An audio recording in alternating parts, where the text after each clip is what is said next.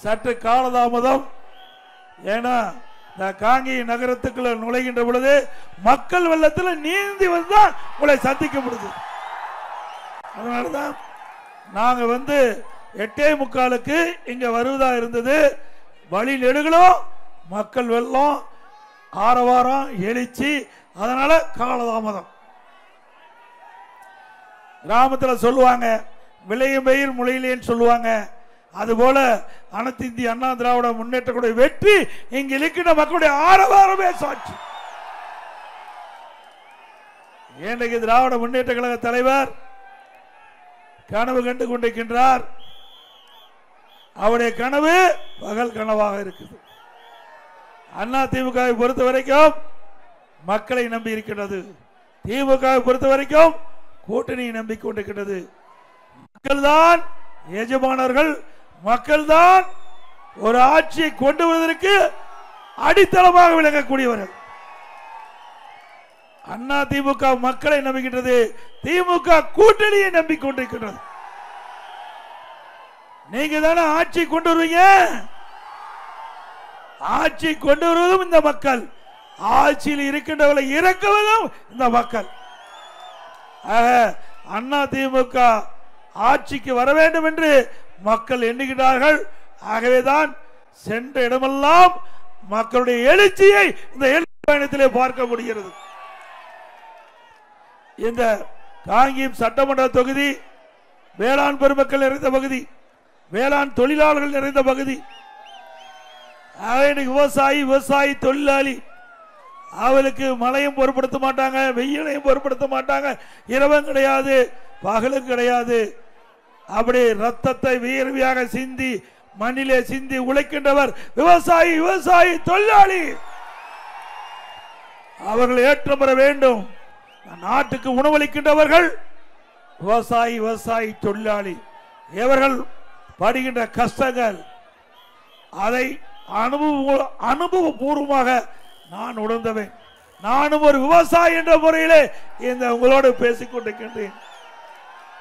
அண்ணா திமுக ஆட்சி மலர்ந்தவுடன் விவசாயிகளுக்கு நலன் காக்கின்ற திட்டம் நிறைய அறிவிப்பு வரும். விவசாயி தொழிலாளிக்கு நிறைய அறிவிப்பு வரும். அண்ணா திமுக கட்சி உங்களுடைய கட்சி, மக்களுடைய கட்சி. திமுக திரு கருணாநிதி அவருடைய குடும்ப சொத்து. அண்ணா திமுக மக்கள் சொத்து. மக்கள் சொத்து எப்போதுமே மக்களுக்கு நன்மை கிடைக்கும். திரு திமுக திரு கருணாநிதியுடைய சொத்து, கருணாநிதி குடும்பத்துக்கு மட்டும் நன்மை கிடைக்கும். இதுதான் அண்ணா திமுக உள்ள வித்தியாசம். இன்னைக்கு பொன்மனச்செம்மல் புரட்சி தலைவர் எம்ஜிஆர் இந்த இயக்கத்தை தோற்றுவித்தது நோக்கமே இன்றைக்கு ஒடுக்கப்பட்ட மக்கள், தாழ்த்தப்பட்ட மக்கள், ஏழை மக்கள், நடுத்தர மக்கள், தமிழகத்தில் வாழ்கின்ற அத்தனை மக்களுக்கும் தேவையான அடிப்படை தேவைகளை நிறைவேற்ற வேண்டும் என்ற அடிப்படையிலே தோற்றுவித்த இயக்கம் அண்ணா திமுக. ஆனா திமுக அப்படி அல்ல, குடும்பத்துக்காக இருக்கின்ற கட்சி திமுக கட்சி. நாட்டு மக்களுக்காக இன்றைக்கு தொடங்கப்பட்ட கட்சி அண்ணா திமுக கட்சி. இன்றைக்கு அண்ணா திமுக 31 ஆண்டு காலம் தமிழகத்திலே ஆண்டு இருக்கின்றன. 31 ஆண்டு அண்ணா திமுக ஆட்சியிலே தமிழகம் ஏற்றம் பெற்றது.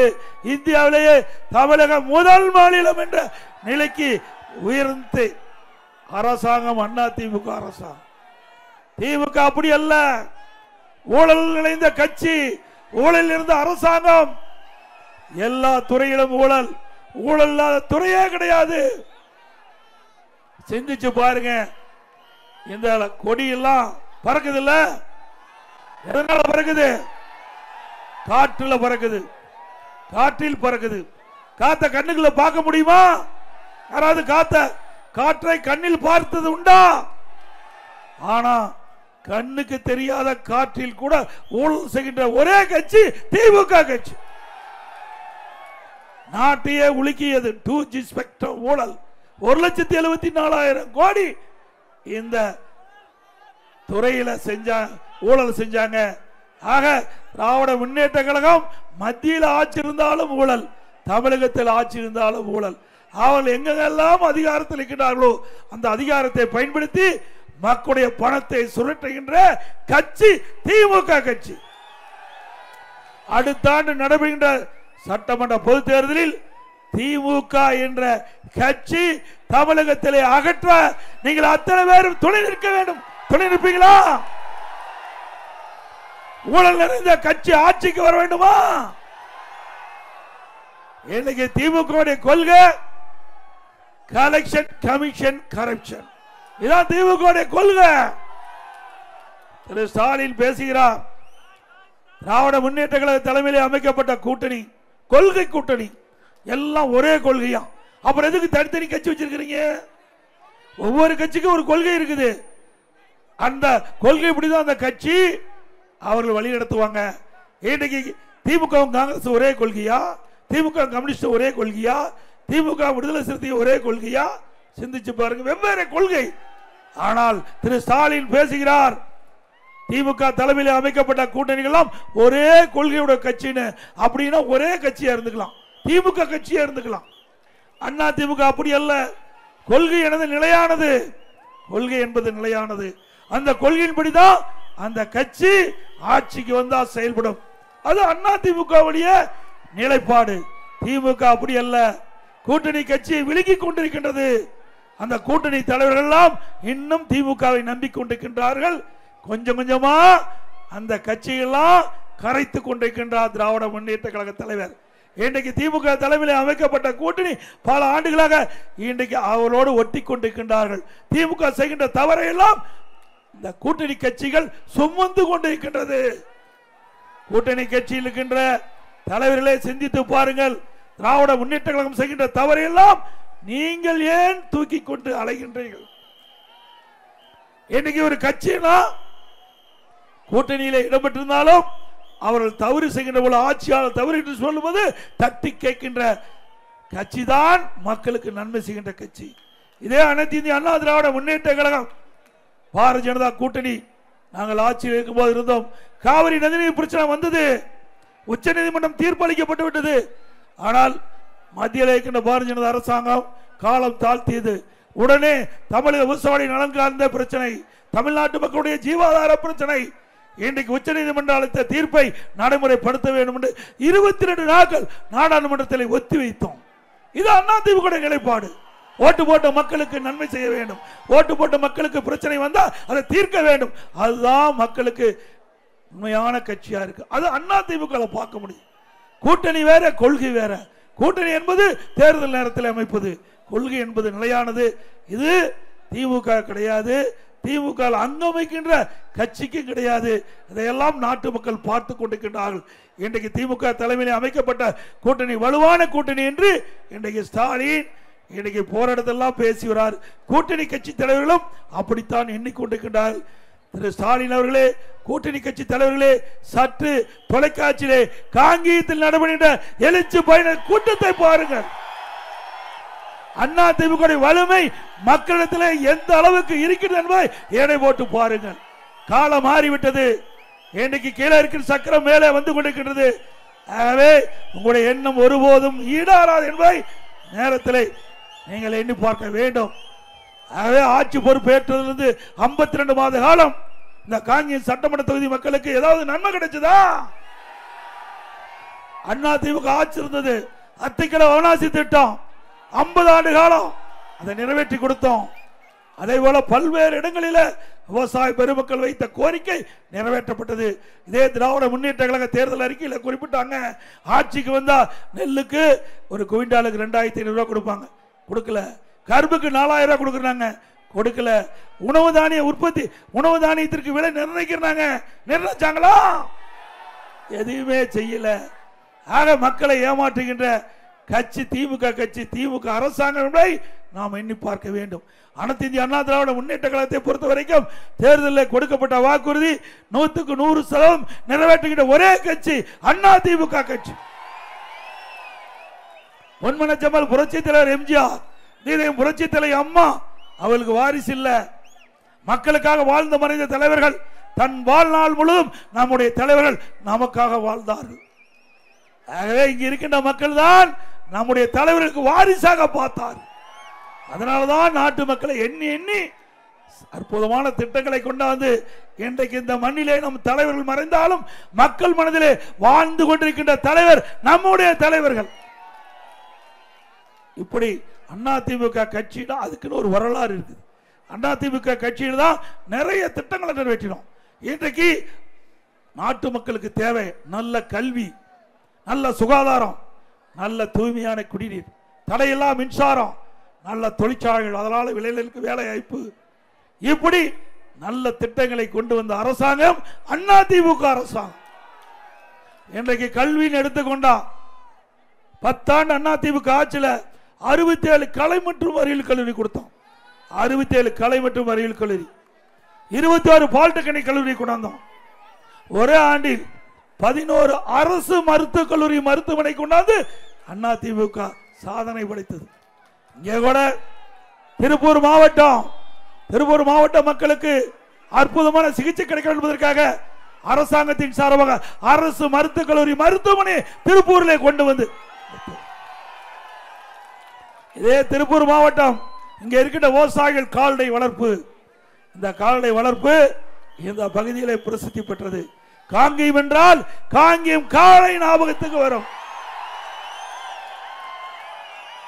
அப்படி பெயர் பெற்ற காங்கேயம் இந்த மாவட்டத்திலே கால்நடை மருத்துவக் கல்லூரி ஆராய்ச்சி நிலையத்தை உடுமலைப்பேட்டையிலே 255 கோடியில கொண்டு வந்த அரசாங்கம் அதிமுக அரசாங்கம்.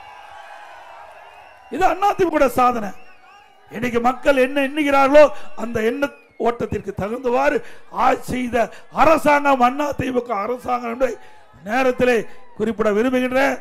இன்றைக்கு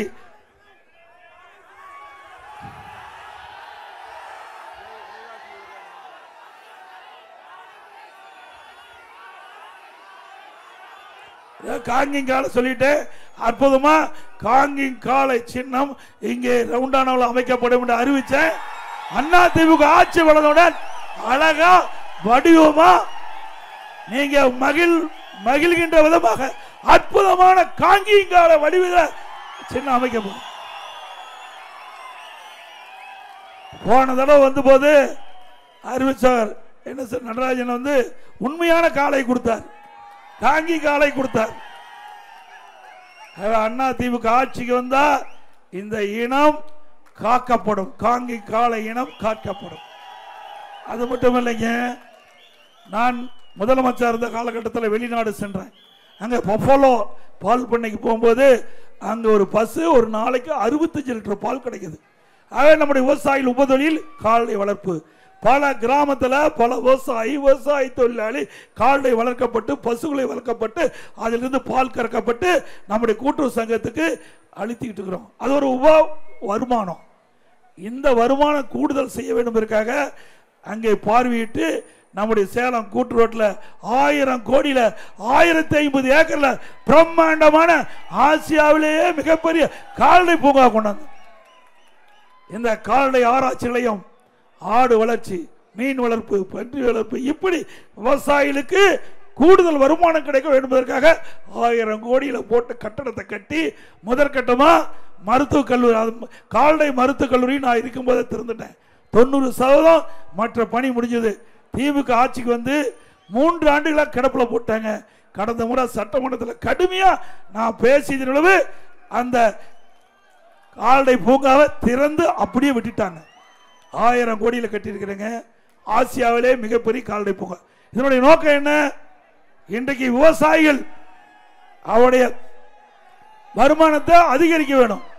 நம்முடைய ஆராய்ச்சி நிலையத்தில் கால்நடை பூங்கா ஆராய்ச்சி நிலையத்தில் கலப்பின பசுகளை உருவாக்குறோம். நம்முடைய சீதோஷண நிலைக்கு தக்கவாறு அந்த பசுவை உருவாக்கி நம்முடைய விவசாயிகளுக்கு, விவசாய தொழிலாளிக்கு இலவசமாக கொடுக்கிறோம். அப்படி ஒரு பசு ஒரு நாளைக்கு 45 லிட்டர் பால் கறக்கும். 45 லிட்டர் பால்.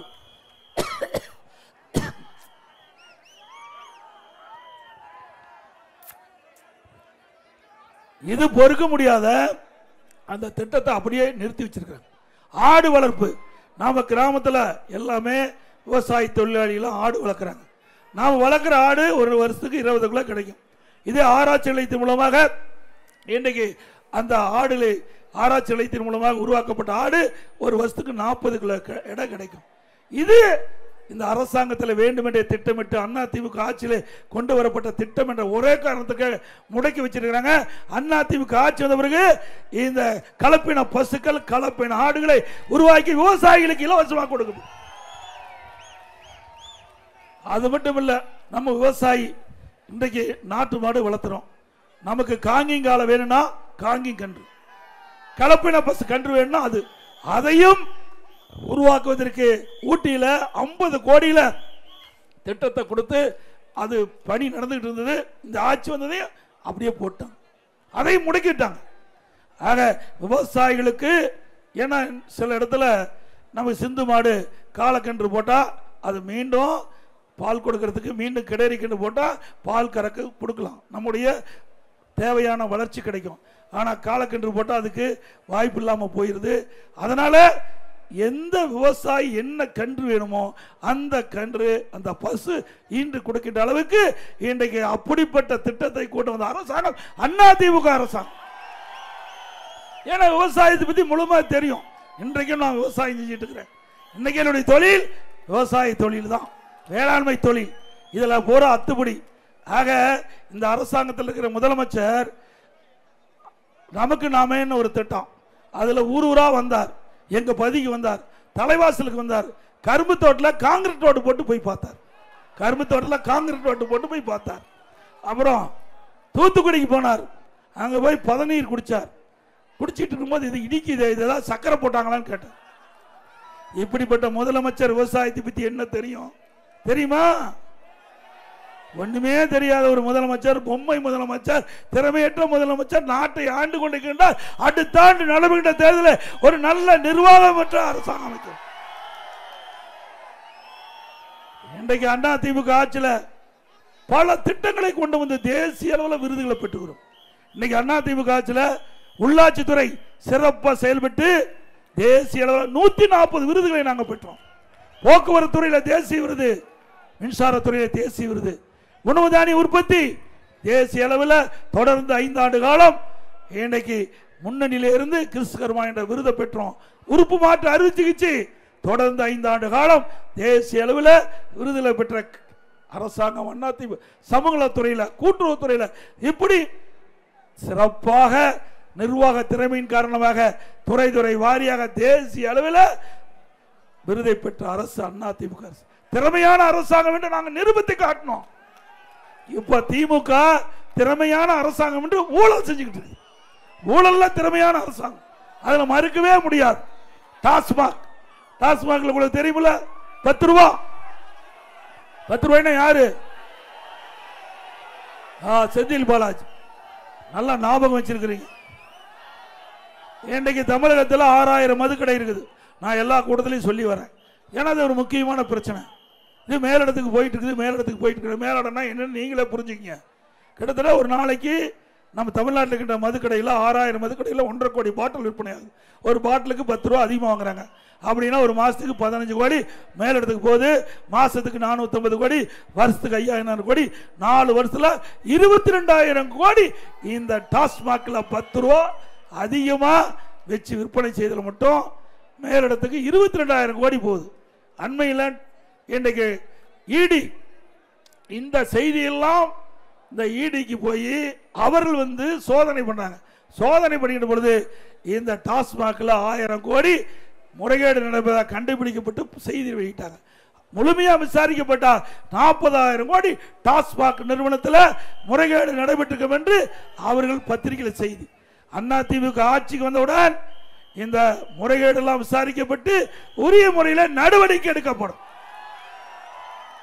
திமுக ஆட்சிக்கு வருகின்ற பொழுது அவர்கள் வாக்குறுதி கொடுத்தாங்க, திமுக ஆட்சிக்கு வந்தா இந்த வரி உயர்த்த மாட்டேனாங்க.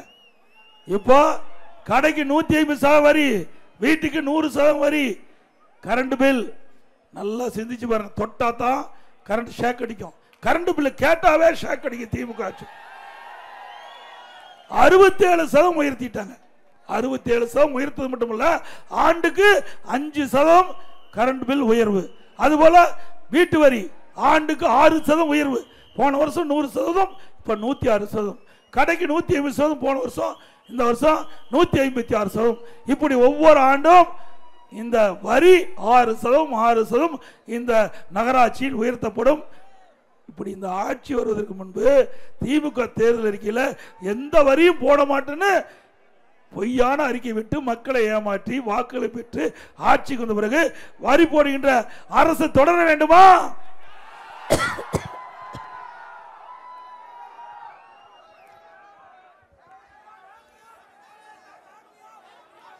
அது மட்டும் இல்லைங்க, நீங்க திமுக ஆட்சியில் நல்லா சிந்திச்சு பாருங்க. தங்கத்தை திருடுவாங்க, வைரத்தை திருடுவாங்க, பணத்தை திருடுவாங்க. இப்ப உறுப்பை திருடிட்டு இருக்காங்க, உறுப்பை திருடுறாங்க. தப்பி தவறி திமுக காரர் மருத்துவமனைக்கு போய் ட்ரீட்மெண்ட்டுக்கு போயிடாது. அப்படியே யாராவது ட்ரீட்மெண்ட்டுக்கு போயிருந்தா, அறுவை சிகிச்சை செஞ்சிருந்தா உடனே மருத்துவமனைக்கு போய் செக் பண்ணுங்க, உங்களுடைய பாட்டெல்லாம் உள்ள இருக்குதான்னு செக் பண்ணீங்க. ஏன்னா திமுக எம்எல்ஏ மருத்துவமனையில் கிட்னி முறைகேடாக டிரான்ஸ்பிளான்ட், அதாவது மாற்று செஞ்சிருக்கிறதா பத்திரிகையில் செய்தி வந்திருக்குது. அது மட்டும் இல்லை, நாமக்கல் மாவட்டம் பள்ளிவிளத்தில் ஒரு பெண்மணி கிட்னியை கொடுப்பதற்கு முன் வந்திருக்கிறாங்க. வறுமையின் காரணமாக அங்க கிட்னிக்கு பதிலாக கல்லீரல் எடுத்துட்டாங்க. இப்படிப்பட்ட ஆட்சி தேவையா? கொடுமையிலும் கொடுமை வறுமை, கொடுமையிலும் கொடுமை வறுமை. அந்த வறுமையை மையமாக பயன்படுத்தி அந்த ஏழை மக்களுக்கு ஆசை, பணத்தாசை காட்டி இந்த கிட்னி முறைகேட்டில் ஈடுபட்டது ஒரு எம்எல்ஏவுடைய மருத்துவமனை. இதுவரைக்கும் என்ன நடவடிக்கை எடுத்தீங்க? இந்த முறைகேடை கண்டுபிடிச்சது திமுக அரசாங்கம். குழு போட்டாங்க, குழு போய் அந்த மருத்துவமனை ஆய்வு செஞ்சாங்க. அந்த ஆய்வில் இந்த சிறுநீரக முறைகேடு கண்டுபிடிக்கப்பட்டது. நீங்களும் உத்தரவு போட்டீங்க, அந்த உறுப்பு மாற்று அறுவை சிகிச்சை அனுமதி ரத்து பண்ணிருக்கிறீங்க. ஆனால் எந்த நடவடிக்கை எடுக்கல. அண்ணா திமுக ஆட்சிக்கு வந்த பிறகு இந்த முறைகேடாக நடைபெற்ற மருத்துவமனை எல்லாம் சோதனை செஞ்சு சரியான நடவடிக்கை எடுக்கப்படும். அதோட லேப்டாப்லாம் கொடுப்போம்பா. அண்ணா திமுக ஆட்சிக்கு வந்தவுடன் நம்முடைய திறமையான மாணவர்களை உருவாக்க வேண்டும் என்ற அடிப்படையில் மாண்புமிகு புரட்சி தலைவி அம்மா தமிழகத்தினுடைய முதலமைச்சராக இருக்கின்ற பொழுது நம்முடைய அரசு பள்ளியை படித்த மாணவ செல்வங்களுக்கு லேப்டாப் கொடுத்தாங்க. 52,36,000 பேர் கொடுத்தாங்க.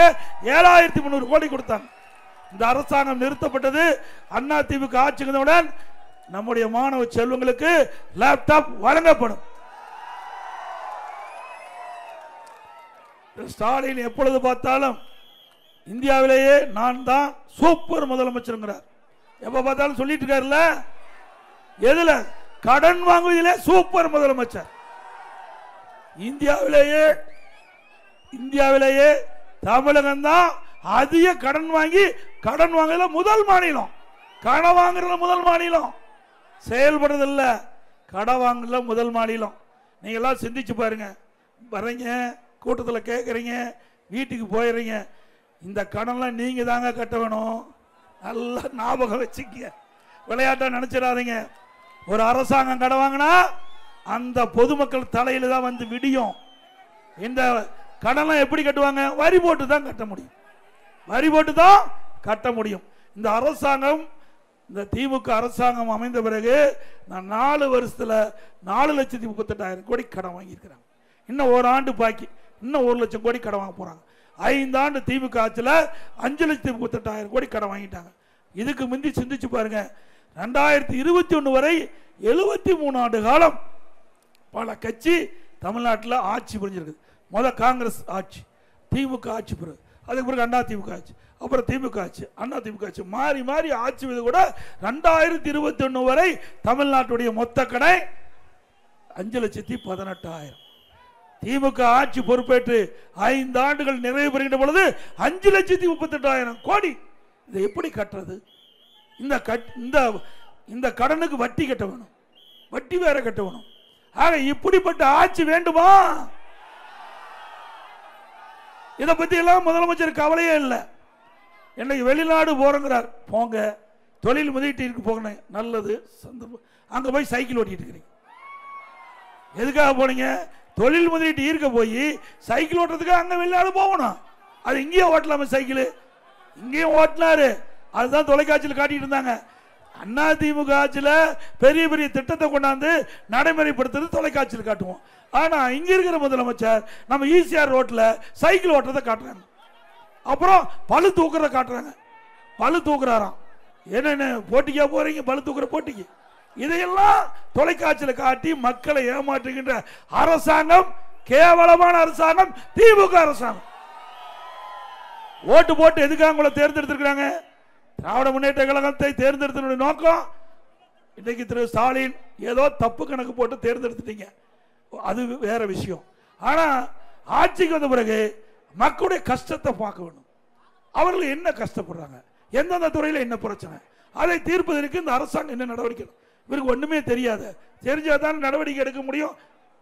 அப்படிப்பட்ட ஒன்றும் தெரியாத முதலமைச்சர் இன்றைய முதலமைச்சர் ஸ்டாலின் என்பதை நேரத்தில் தெரிவித்து, அது மட்டுமல்ல, நான் தெளிவாக 2 நாளைக்கு முந்தி நாங்கள் பொதுக்கூட்டத்தில் பேசுகிறேன், தேர்தல் அறிக்கையில் வெளியிட்டு, திரு ஸ்டாலின் அவர்களே, நீங்க பத்திரிகையில் வெளியிட்டுக்கிறீங்க, வெளிநாடு போகும்போது ஜெர்மன் போகும்போது ஒரு பேட்டி கொடுத்துட்டு போனீங்க. அதில் என்ன? திராவிட முன்னேற்ற கழகம் ஆட்சிக்கு வந்த பிறகு 932 புரிந்துணர்வு ஒப்பந்தங்கள் போடப்பட்டன, 10 லட்சம் கோடி தொழில் முதலீட்டு ஈர்க்கப்பட்டது என்று ஒரு பேட்டி கொடுத்துட்டு போனீங்க. அது மட்டும் இல்ல, நீங்கள் போட்ட புரிந்துணர்வு ஒப்பந்தம் 77% நிறைவேற்றப்பட்டது. இதன் மூலமா 37 லட்சம் பேருக்கு வேலை வாய்ப்பு கிடைச்சுன்னு சொன்னீங்க. வெள்ளை அறிக்கை விடு, அத்தனையும் பொய். ஒரு புரிந்துணர்வு, நானும் முதலமைச்சர் இருந்தேன், அதனால நல்லா தெரியும். ஒரு புரிந்துணர்வு ஒப்பந்தம் போட்டா குறைஞ்சபட்சம் ஒரு 3-4 ஆண்டு ஆனா தான் அந்த தொழிற்சாலை பயன்பாட்டுக்கு வரும். முதற்கட்ட பணி நிலத்தை எடுக்கணும், நிதி ஆதாரத்தை பெருக்க வேணும். இதெல்லாம் செஞ்ச பிறகுதான் அந்த தொழிற்சாலை பயன்பாட்டுக்கு வந்து இளைஞருக்கு வேலை கிடைக்கும்.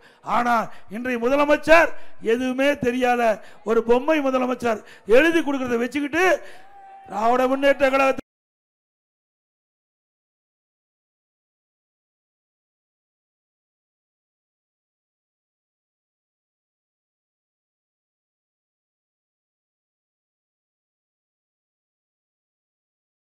முதலமைச்சர் இதே தேர்தல் அறிக்கையில் குறிப்பிட்டார்.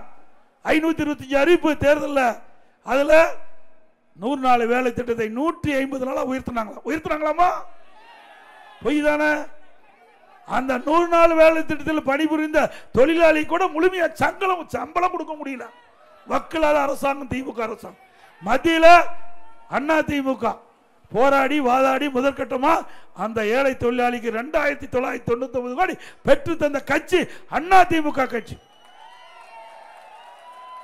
இதே அனைத்து இந்திய அண்ணா திராவிட முன்னேற்ற கழகத்தில் இதே புரட்சி தலைவியாமா 2015 உலக முதலீட்டாளர் மாநாட்டை நடத்தி 98 புரிந்துணர்வு ஒப்பந்தம் போட்டாங்க.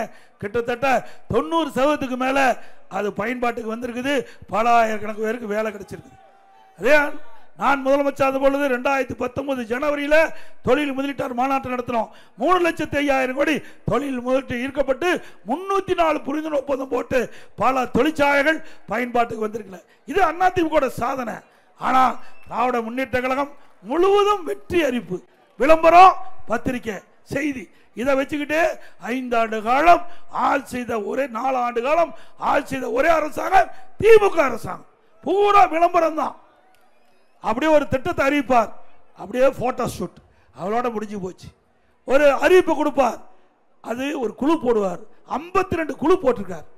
இது வரைக்கும் திட்டத்தை அறிவிச்சு ஒவ்வொரு திட்டத்துக்கும் ஒரு குழு போட்டு 52 குழு போட்டு அதோடைய வெள்ளை அறிக்கை கேட்டா இது வரைக்கும் இந்த அரசாங்கத்தில் கொடுக்க எல்லாமே விளம்பரம் விளம்பரம் விளம்பரம் ஆடல் அரசாங்கம் திமுக அரசாங்கம். மக்களை ஏமாற்றுகின்ற அரசாங்கம் திமுக அரசாங்கம். அதோட திமுக ஓர் அணியில் தமிழ்நாடு என்ன? திமுக மக்கள் செல்வாக்கு இழந்துட்டது. திமுக அரசாங்கம், திமுக கட்சி மக்கள் செல்வாக்கு இழந்துட்டது. கட்சிக்காரனுடைய செல்வாக்கும் இழந்துட்டாங்க. அதனால ஓர் அணியில் தமிழ்நாடுன்னு வீடு வீடா போய் கதவை தட்டி திமுக பாரத்தை எடுத்துட்டு போய் இதுல கையெழுத்து போட்டு உறுப்பினராக சேர்க்கின்ற கெஞ்சுகின்ற அவல நிலையில திமுகவை பார்க்க முடியும். அப்படித்தானே இருக்குது. தமிழகத்தில் பல கட்சி இருக்குது. எல்லா கட்சியுமே யார் விருப்பப்படுறாங்களோ அந்த கட்சியில் போய் உறுப்பினர் படிவத்தில் கையொப்பமிட்டு அந்த உறுப்பினர்கிட்ட பெறுவாங்க. இதுதான் வழக்கம். ஆனால் திமுகவில் இன்றைக்கு கட்சி செல்வாக்கு இழந்த காரணத்தினால புதிய உறுப்பினை சேர்க்க வேண்டிய நிலையத்தில் கட்டாயத்தில் தள்ளப்பட்ட காரணத்தில் இன்றைக்கு திமுக தலைவர் திரு ஸ்டாலினுடைய உத்தரவின் பேரில் வீடு வீடா கதவை தட்டி மக்களை விரட்டி திமுகவில் உறுப்பினராக சேர்த்துக்கிட்டு இருக்கிறீங்க. இப்படிப்பட்ட தரம் தாழ்ந்த கட்சி தான் திமுக கட்சி என்பதை நாம் எண்ணி பார்க்க வேண்டும். அப்புறம் உங்களுடன் ஸ்டாலின் ஒரு விளம்பரத்தாளை எடுத்து அடிச்சு வீடு வீடா கொடுத்துட்டு இருக்காங்க. கொடுத்தாங்களா? இதுல 46 பிரச்சனை இருக்குது. எவ்வளவு? நாட்டு மக்களிடத்துல 46 பிரச்சனை இருப்பதாக திராவிட முன்னேற்ற கழக அரசு கண்டுபிடிச்சிருக்குது. இப்ப இந்த 46 பிரச்சனை மக்கள் எடுத்துக்கிட்டு சொல்லி உங்களுக்கு இந்த 46ல எந்த பிரச்சனை இருக்குது அதை மனுவா எழுதி கொடுத்தா உடனே சம்பந்தப்பட்ட துறைக்கு அனுப்பி பிரச்சனை தீர்க்க முடியுமா? 4 வருஷம் ஆட்சியில் இருந்து மக்களுடைய பிரச்சனை தீர்க்காத மக்களுடைய பிரச்சனையை கண்டுபிடிச்ச ஒரே முதலமைச்சர் தமிழ்நாடு முதலமைச்சர் தான். பிரச்சனை தீர்க்கிறதுக்கு தான் முதலமைச்சர் ஆக்கியிருக்கிறீங்க, பிரச்சனை கண்டுபிடிக்கிறதுக்கு அல்ல. இந்தியாவிலேயே பிரச்சனை கண்டுபிடித்த ஒரே முதலமைச்சர் ஸ்டாலின், அவருக்கு நோபல் பரிசு கொடுத்துடலாம். அது மட்டும் இல்ல, சரி மனு வாங்கினீங்க, மக்கள் உங்களை நம்பி மனு கொடுத்துருக்காங்க, அந்த மனுவுக்கு தகுந்த நடவடிக்கை எடுத்தாங்கன்னா அதுவும் இல்லை. அங்க சிவகங்கை மாவட்டம் திருப்புவனம் என்ற பகுதியில் ஆத்துல இந்த மனு கிடைக்குது, மனு ஆத்துல கிடக்குது. உங்களுடன் ஸ்டாலின் அந்த திட்டத்தின் மூலமாக மக்கள் கொடுக்கப்பட்ட மனு ஆத்துல கிடந்து எடுக்கிறாங்க. இப்படிப்பட்ட அவல நிலை இந்த ஆட்சியில் தான் பார்க்க முடியும் என்பதை இந்த நேரத்தில் தெரிவித்து வீடு சொல்லியாச்சு. இங்க விவசாய தொழிலாளிகள் இருக்கிறீங்க, ஏழைகள் தாழ்த்தப்பட்ட மக்கள் இருக்கிறாங்க, குறிப்பா அருந்ததியர் மக்கள் அதிகமாக வாழுகின்ற பகுதி. இந்த அருந்ததியர் பகுதி மக்கள் பல பேர் குடிசையில் வாழ்ந்துட்டு இருக்கிறாங்க, பல பேர் வீட்டு மனையே இல்லாமல் இருக்கிறாங்க, தொழிலாளிகளுக்கு வீட்டு மனை இல்லாமல் இருக்கிறாங்க, குடிசையில் வாழ்ந்துட்டு இருக்கிறாங்க. அதோட இந்த அருந்ததியர் மக்கள் அவருடைய குடும்பத்தை சார்ந்தவர்கள், அவருடைய வாரிசுகள் திருமணமாகி தனி குடித்தனம் போகின்ற பொழுது அவளுக்கு வீடு இல்லாமல் இருக்கிறாங்க, வீட்டு மனை இல்லாம இருக்கிறாங்க. இப்படிப்பட்ட மக்களுக்கெல்லாம் பல லட்சம் ரூபாய் மதிப்புள்ள அற்புதமான காங்கிரீட் வீடு அதிமுக ஆட்சியிலே கட்டி கொடுக்கப்படும். அரசாங்கமே வீட்டு மனை இல்லாத இந்த ஏழைகளுக்கு, வீட்டு மனை இல்லாத இந்த ஏழை தொழிலாளிகளுக்கு, இந்த அருந்ததியர் சமுதாய மக்களுக்கு வீட்டு இடம் வாங்கி அற்புதமான காங்கிரீட் வீடு பல லட்சம் மதிப்புல கட்டி கொடுக்கப்படும். இது இப்ப கட்டுற வீடு மாதிரிலாம் இல்லைங்க, சிறப்பான வீடு. இந்த வீடு மாதிரி நீ இந்தியாவிலேயே எங்கேயும் கட்டி கொடுக்க முடியாத அளவிற்கு அற்புதமான காங்கிரீட் வீடு ஏழைகளுக்கு கட்டி கொடுக்கப்படும். அதே போல ஆட்டோ ஓட்டுநர்கள், இங்கேயும் ஆட்டோ ஓட்டுநர்கள் இருக்கிறாங்க, அந்த சங்கத்தில் உறுப்பினர் இருக்கிறவர்களுக்கு புதிய ஆட்டோ வாங்கினா 75,000 மானியம் கொடுக்கப்படும். அதோட ஒவ்வொரு தீபாவளி வருகின்ற பொழுதும் அதிமுக ஆட்சி வந்த பிறகு நம்முடைய தாய்மார்களுக்கும் நம்முடைய சகோதரிகளுக்கும் அற்புதமான சேலை கொடுக்கப்படும். சேலை தீபாவளி கொடுக்கப்படும். தாலிக்கு தங்கம் கொடுத்துட்டு இருக்கிறோம். அதே போல அதிமுக ஆட்சியில் கொடுத்தாங்க, திமுக ஆட்சியில் நிறுத்தப்பட்டுள்ளது. திருமண உதவி திட்டம் 26,000 50,000 அதிமுக ஆட்சி வந்தவுடன் அந்த திருமண உதவி திட்டத்திலே தேர்ந்தெடுக்கப்பட்ட பெண்களுக்கு கொடுக்கப்படும். அதே போல தாலிக்கு தங்கம் 80,000 ஒரு சவரன் அதுவும் கொடுக்கப்படும். அதோட அதிமுக ஆட்சி மணந்தவுடன் அந்த மணப்பெண்ணுக்கு பட்டு சேலை கொடுக்கப்படும், மணமகனுக்கு பட்டு வேஷ்டி கொடுக்கப்படும். நீண்ட நாளாக இந்த பகுதி மக்கள், விவசாய மக்கள் வைக்கின்ற கோரிக்கை ஆனமலையாறு நல்லாறு திட்டம் நிறைவேற்ற வேண்டும் என்று, அதை நிறைவேற்றுவதற்குண்டான பூர்வாங்க பணியை அதிமுக ஆட்சி அமைந்தவுடன் நடவடிக்கை எடுக்கப்படும். அதே போல பவானி சாகர் அணைக்கு கூடுதல் நீர் கிடைக்க பாண்டியாறு பொன்னம்பலா திட்டத்தை நிறைவேற்றுகின்ற முயற்சியும் எடுக்கப்படும். அதிமுக ஆட்சி இருக்கின்ற பொழுது நானும் அண்ணன் பொள்ளாச்சி சகோதரர் வேலுமணி, திரு கே.சி. கருப்பனவர்களெல்லாம் கேரளா மாநிலத்துக்கு சென்று அங்கே இருக்கின்ற கேரளா முதலமைச்சரோட பேச்சுவார்த்தை நடத்தினோம். ஆனைமலையாறு நல்லாறு திட்டம், அதே போல பாண்டியாறு பொன்னம்பலம் இதையெல்லாம் நிறைவேற்றி கொடுக்க வேண்டும் என்று பேச்சுவார்த்தை நடத்தினோம். பேச்சுவார்த்தை சுமூகமாக நடந்தது. இரு மாநிலத்தில் இருக்கின்ற உயர்மட்ட குழு அமைக்கப்பட்டு பேச்சுவார்த்தை நடத்தி அதன் மூலம் கொடுக்கின்ற அறிக்கையின் அடிப்படையில் நடைமுறைப்படுத்தலாம் என்று நாங்கள் முடிவு செஞ்சோம். நம்முடைய அதிகாரிகள் கேரளாவுக்கு போனாங்க, கேரளா இருக்கிற அதிகாரிகள் தமிழ்நாட்டுக்கு வந்தாங்க. பேச்சுவார்த்தை சிறப்பாக நடந்துகிட்டு இருந்தது. ஆட்சி மாற்றம் ஏற்பட்ட பிறகு திமுக கிடப்பிலே போட்டு விட்டது. இன்றைக்கு ஸ்டாலின் மாடல் அரசு இதற்கு எந்த முயற்சியும் எடுக்கவில்லை. மீண்டும் அதிமுக ஆட்சி மணந்தவுடனே ஆனைமலையாறு நல்லாறு திட்டத்தை தொடங்குவதற்குண்டான முயற்சியை நாங்கள் மேற்கொள்வோம்.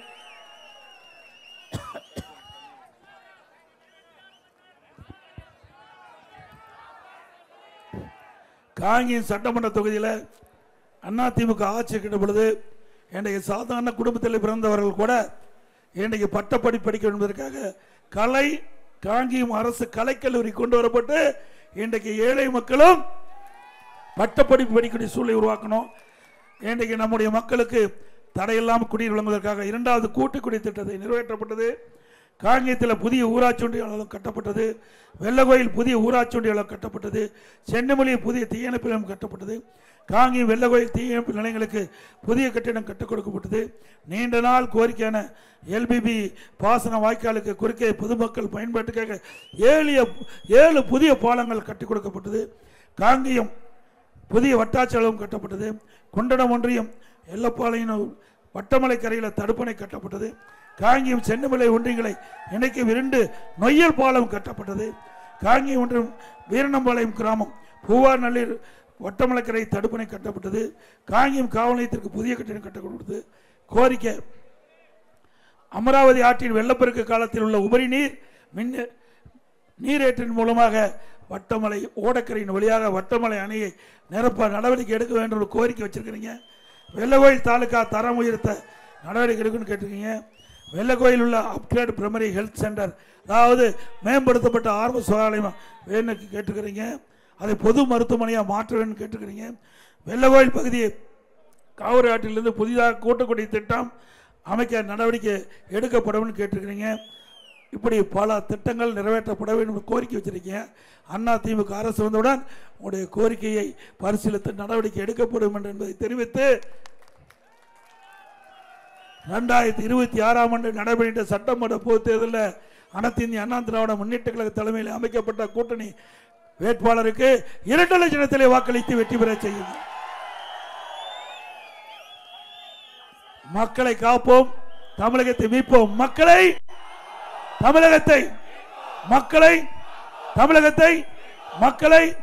தமிழகத்தை பை பை ஸ்டாலின். நன்றி, வணக்கம்.